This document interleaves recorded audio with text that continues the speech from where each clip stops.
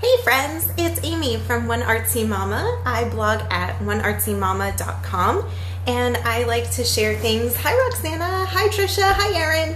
I like to share things that are honest inspiration for everyday life on my blog oneartsymama.com. So I like to share projects that you can do yourself to decorate your home, things you can make to wear like homemade jewelry. I also like to do kids crafts and things like that. So hopefully some of you, yes, thank you Roxana. Hopefully some of you have visited there and been inspired. But Roxana is getting one step ahead of me. She's wishing a happy belated birthday to my little crafter. The whole reason that I started the blog One Artsy Mama was because I wanted to stay at home with my son, who was 2 at the time. And so the blog allows me to do that and to share some of our projects together and to be able to be a work-at-home mama instead of having to work outside the home. So we get lots of time together, especially over the summer.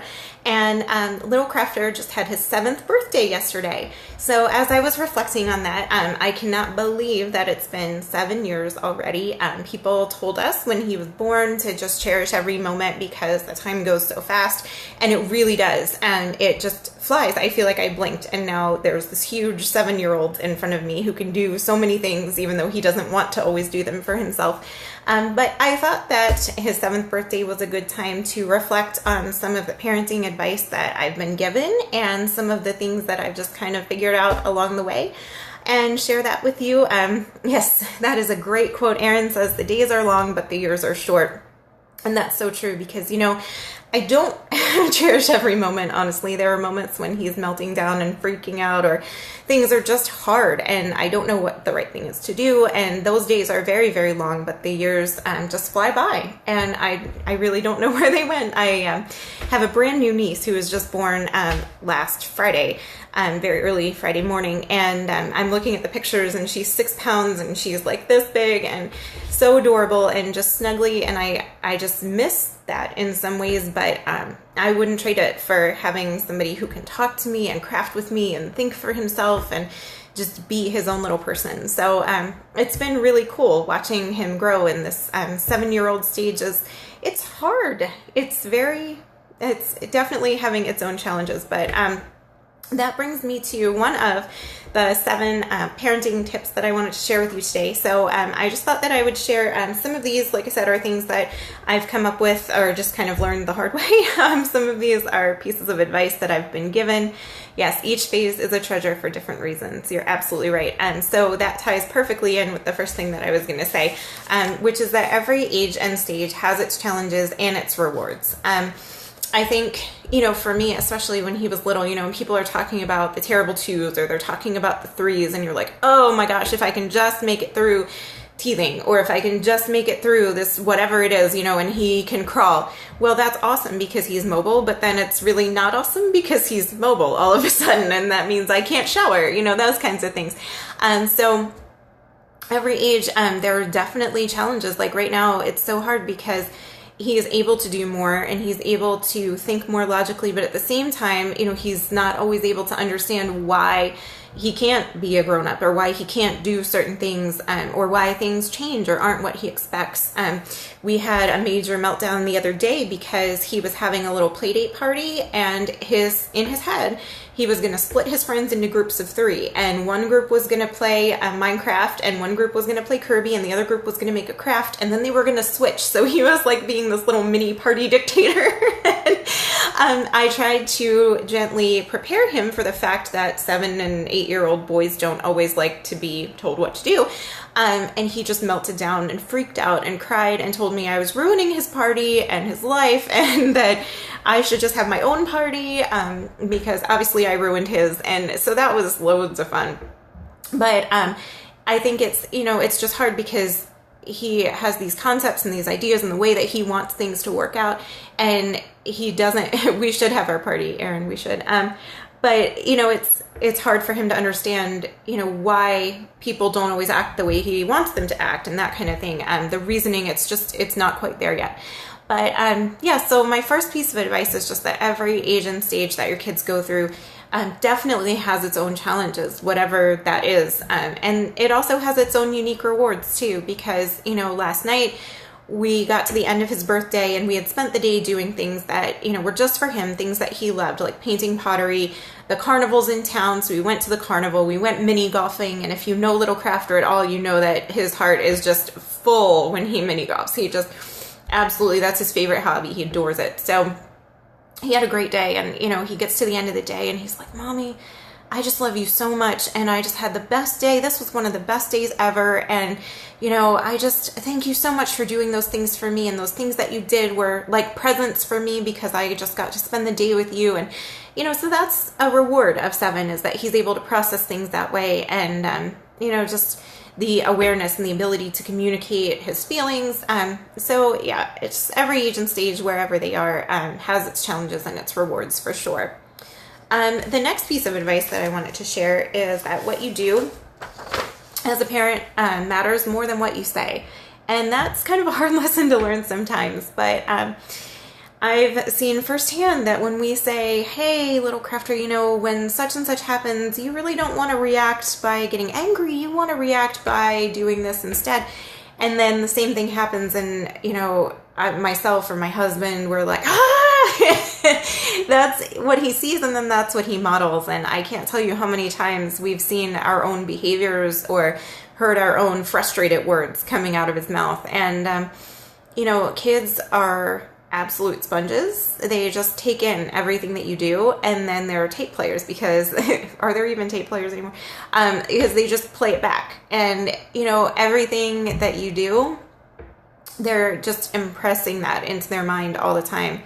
Yes, they're very quick to remind you, well, you said such and such, and you did this, or you got angry, or, when this happened, this is how you reacted, or you told me that I could do that. And so what you do definitely carries more weight with kids than what you say. So you always have to be thinking about what you're doing. And there's just this whole self-awareness that you have to have as a parent, because they're watching you all the time. And it's, when the cat pees on the floor, do you flip out? What do you do? And so it's just an extra challenge, because you always have to be thinking about the example that you're setting, because they're going to follow it. All right. The next thing that I wanted to share is that, we all know this is true, but your kid and my kid are different. And if you have multiple kids, they're all different. And I think sometimes that's really hard, because as moms, we look at other people's kids and we look at our kids and we're like, well, why can't you act like such and such? I struggle with this a lot, because some of you guys know Little Crafter has some major sensory issues when it comes to food. And it's really hard, because he gets bothered by smells and by some tastes and textures as well that don't bother other people. And the way that I've heard it described is that his nose, like his sense of smell, is working double duty. So, you and I might walk into a room and be like, that kind of smells like chicken. And then we go on and we're like, okay, so what else? What's next? What am I going to do? Who am I going to talk to? But for him, he walks in the room and he goes, it smells like chicken. It really smells like chicken. It smells like chicken. And he can't get off of that. And it's whatever it is, the smell that bothers him, or, something, he just can't quite flip that switch and move on to something else. And so if the scent is something that bothers him, he can't eat. And that's been really, really challenging for us. There are very few restaurants, I can think of 2 that we can actually go to, Olive Garden and Panera, because the smells and the tastes and things in the other places bother him so much. He won't eat in other people's houses. And there's very limited things that we can feed him. And it makes it really hard. Like, I am dreading going back to school for him, because I don't know what to put in his lunch. Last year, he ended the year by taking cereal every day. And it's so hard, because then, I look at other kids who are just eating anything and everything. And I'm like, oh, why can't you just eat a sandwich? Why can't you just eat peanut butter and jelly like every other kid, except the ones with nut allergies? Why can't you just eat something normal? Why can't we just go to McDonald's? We can't, and it's hard. And it's very difficult, because people who don't understand that will say, well, you need to force him to eat it. I can't. He has a legitimate sensory difficulty, and I can't make him eat something. He will literally get sick. And that's going to do a whole lot more damage than good. And, again, other people who don't understand, they look at him taking cereal for lunch every day, Apple Jacks for lunch, and they judge us and they say, why don't you send your kid fruit? Why don't you send your kid this? Well, it's because he won't eat it or he'll puke. And so it's very hard because people want to make your child behave the way that their child behaves, or sometimes you wish that your child would do what their child is doing. But it's just so important to keep in mind, your kid and my kid are different eggs. Like, there are some things that are going to work for you that don't work for us, just because of who your child is and the different things that they're dealing with. Roxana, I don't know if that's something that he will outgrow. We have had him in some sensory therapy, and then our awesome therapist moved to Amsterdam. Katie, come back. We're actually looking at getting him a new therapist, somebody else to work with him, because he's not seeming to outgrow it yet. If you're just joining us, we're talking about some sensory difficulties that little Crafter has related to food and smells. So I don't really know I think it will get better as he gets older. And sometimes he gets in phases where he's willing to try more things and new things, and he adds to his menu. But then sometimes he gets in a phase where he takes things away. And so that makes it really difficult. But yeah, so your kid and my kid are different, and we can recognize that and celebrate it. And, Erin says, I have not grown out of my aversion to textures at all. It's still hard. So it's something that, even adults can struggle with. And, when we were kids, people weren't labeling sensory disorders. And so, a lot of people deal with them and have dealt with them all their lives, but just haven't known that's what they're dealing with. So yeah, some of that stuff I think is going to stick around for the long haul. He'll probably always be what people term a picky eater. But yeah, so we can celebrate the differences in our kids, and we can certainly still give advice, and we can encourage, and we can tell our own stories in the hopes that they'll help other people. But bottom line is, we have to remember that we're dealing with each individual child, and they're all going to respond to things in different ways. Okay, so that was number 3. Let's see, number 4. Own your mistakes, and they will too. So I found very early on in parenting that you're going to make mistakes all the time. Like, we are constantly screwing stuff up. Like, raise your hand if you screw up parenting every single day. Right here. But I found that it's so effective if we can go to little Crafter and say, you know what? I screwed up. I did the wrong thing. We had to do that. I did that earlier today, actually. We had a miscommunication, and I had told him at lunchtime that if he ate a certain amount more bites of his lunch, that he could have dessert. His understanding was that meant he could have a regular size ice from Rita's, when I was talking about a kid size. But in his head, like, we had that conversation, and he really thought that I was saying that. And so I said, you know what? I'm going to chalk this up to miscommunication. Mommy was not clear about that. And you know what? We're going to go ahead and get a regular, because sometimes it is our fault. Sometimes we're not clear, or sometimes we say one thing and do another thing, or sometimes, we don't follow through on something, or we don't keep a promise. And, parents aren't perfect, and it's important that our kids realize that, and that we give ourselves permission to not be perfect.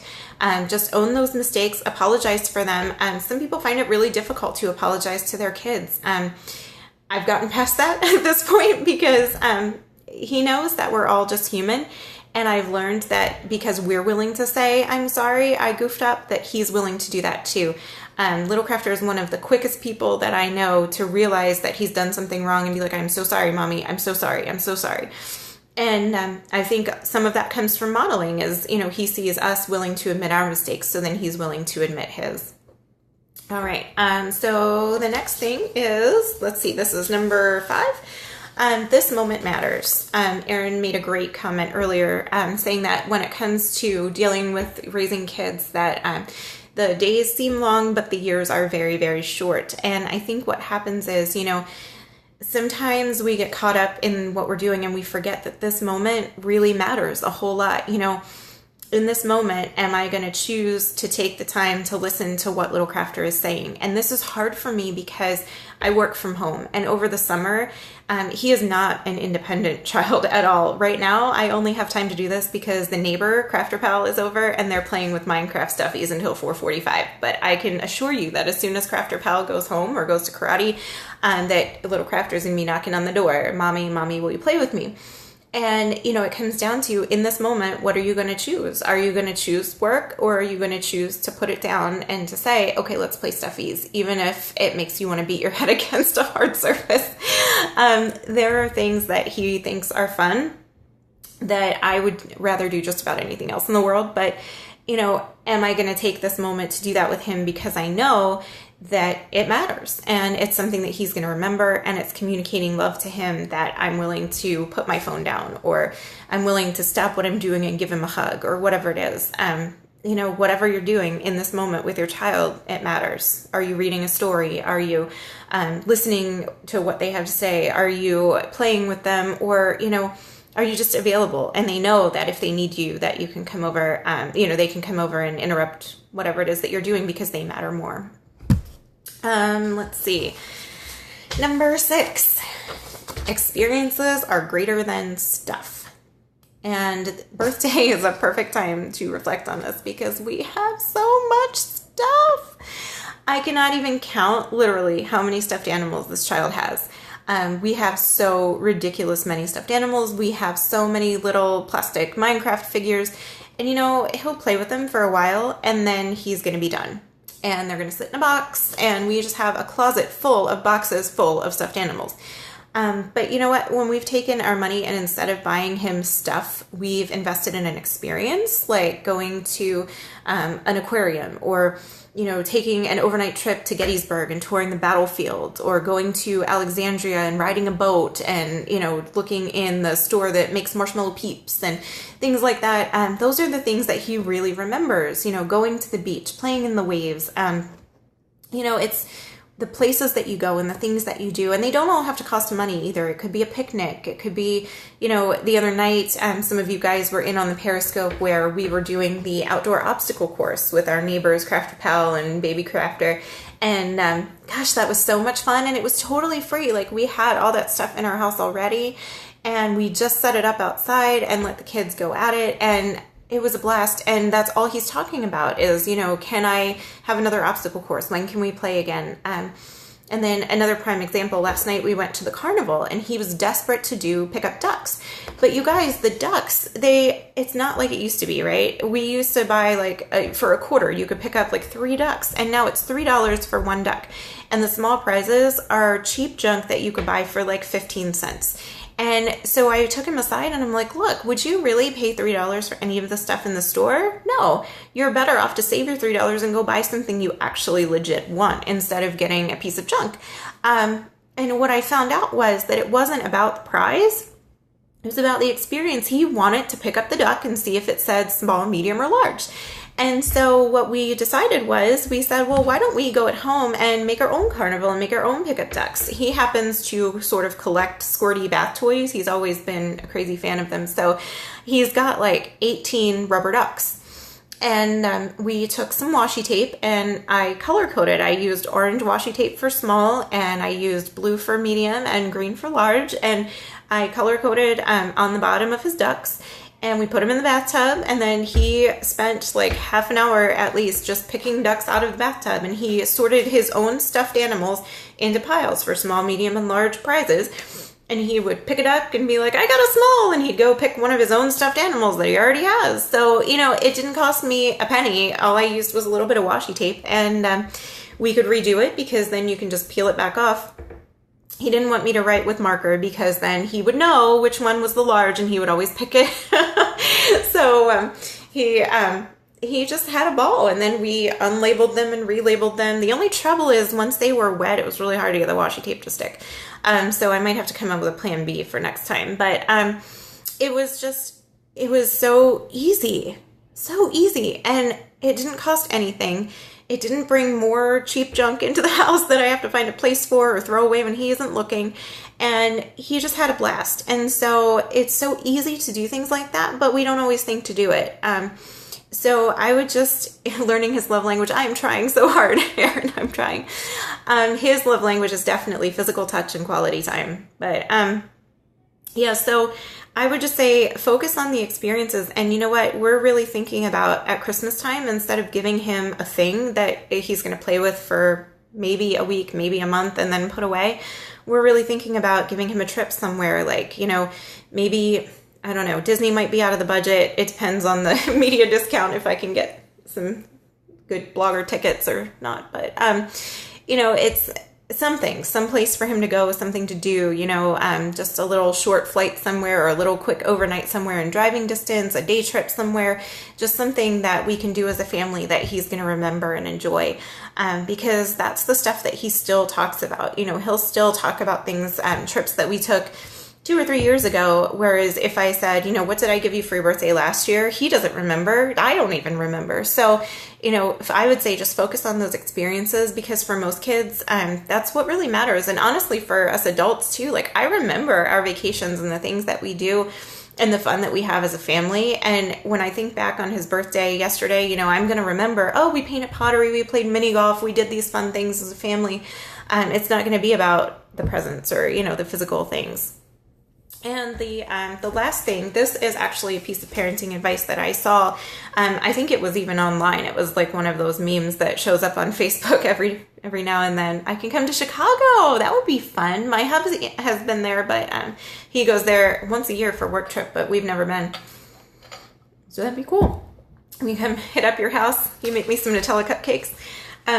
But yeah, so this piece of advice that I got online, I think about this a lot. It was phrased more eloquently than this, but pay attention to the little things because they're actually the big things. And the idea was that when they're little, things that they'll come to you with, they seem so simplistic to you, or they seem like they don't really matter. My stuffed animal has a hole in it or whatever it is. And it seems really insignificant.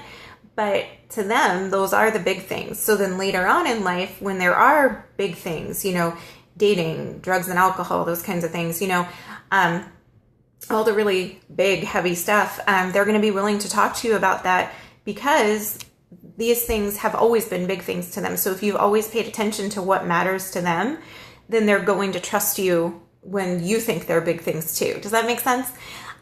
So I think about this a lot because there are a lot of things in Little Crafter's life right now at 7 that seem like very little things to me at 34. So I'm really working on that. I know like right now his world is consumed with Minecraft, and the same thing is true with the little boys next door, and all the little boys in his class, the little boys that came for his play date party. Like we had 9 little boys here, and literally they were all in the same room on chairs and couches with their own devices hooked up to the same world, playing together. And I'm like, what is going on? Like nobody was talking, but they're all in the same world and they're working together, building these things together. It's craziness. I don't understand it.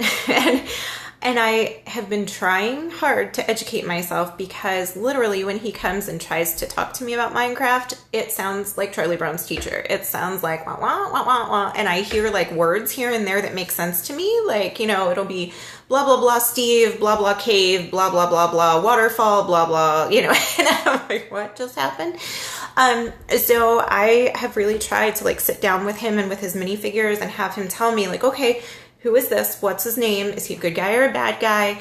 Oh, he's a bad guy. Well, what does he do? He blows up? Or, it's grown on you. Yeah. Not so much me, but I'm trying. I really, I don't have to like it. I just have to know enough about it to have a conversation with my son.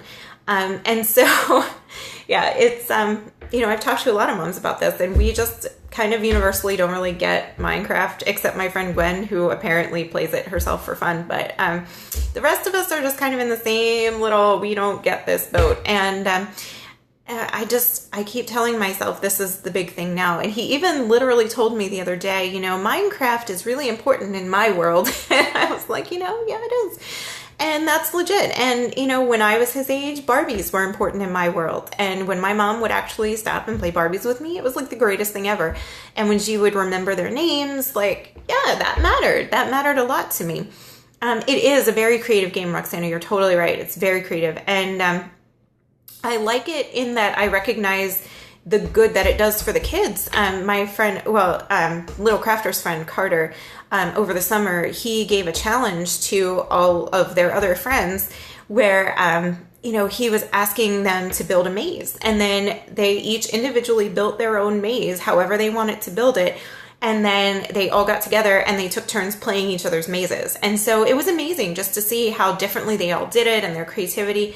But yeah, so it's just finding out what it is that your kids really care about. You know, is it Minecraft or is it, you know, Teen Titans? He loves that show right now. Roxana's mom used to sew clothes for Barbie. That's amazing. That's awesome. But whatever it is, you know, just take an interest in it. You don't have to love it. You just have to know enough to have a conversation about it so that you can talk to them in their own language about what's important in their world. So rumor has it that Squishy, my little nephew, is watching this video. So hi, Squish. I love you. I had to send him some love. But yeah, different ages and stages, your kids are going to be into different things. And, you know, whatever it is that they're trying to tell you, take the time to listen. I struggle with that because, you know, I'm cooking dinner or I'm trying to do 10 million things all at once. And, you know, the last thing I want to do is try to make sense out of the Ender Dragon and the Creeper just had a battle in the Never Portal and I don't even know. But if you just take the time to listen and be like, oh, really? Tell me more about that. It just, they light up and it means the world to them. So that is the last of my 7 pieces of parenting advice. So real quickly, again, just in case you're joining in late, these were the pieces of advice, not in any particular order anymore. What you do matters more than what you say. And every age and stage has its challenges and rewards. Your kid and my kid are different and always will be. This moment matters. Own your mistakes, and they will too. Experiences are greater than stuff, and pay attention to the little things because they're actually the big things.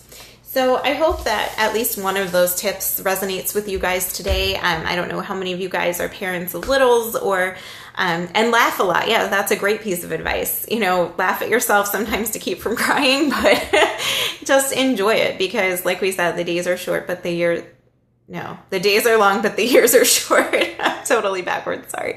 But yeah, it's going to fly by. And, you know, I was reminding myself, did you guys see that article? I forget who wrote it, but it was the article about how vacations with kids are actually not vacations, they're trips. And our latest vacation to Myrtle Beach was actually a trippity trip with a capital T. And little Crafter was melting down and it was just, it does heal the soul, laughter does. But yeah, it was trip all the way, not a vacation, no rest. I need a vacation from my vacation. If you were watching Periscope at the time, you'll know I also had 2 ear infections, 1 in each ear, had to match, you know, and I also had somebody hack my computer. And so that was awesome. So I needed a vacation from vacation, but it was just not a great time. But I had to keep reminding myself that, you know what, enjoy it and make the most of the family time that you have while you're here, even if it is completely exhausting and you're not getting to do what you want to do. Because, you know, 10 years from now, little Crafter's going to be 17 and he's going to be like, dude, I do not want to hang out with you. So make the most of it while they actually are little. So, that's what I have for you for today. So I hope you enjoyed today's broadcast. Thank you guys for chiming in and hearting and talking to me. You're awesome too, Erin. I big fat puffy heart you. And Roxana, and thank you guys for all joining in. And I will be chatting with you again soon. I've got some fun projects coming up on the blog.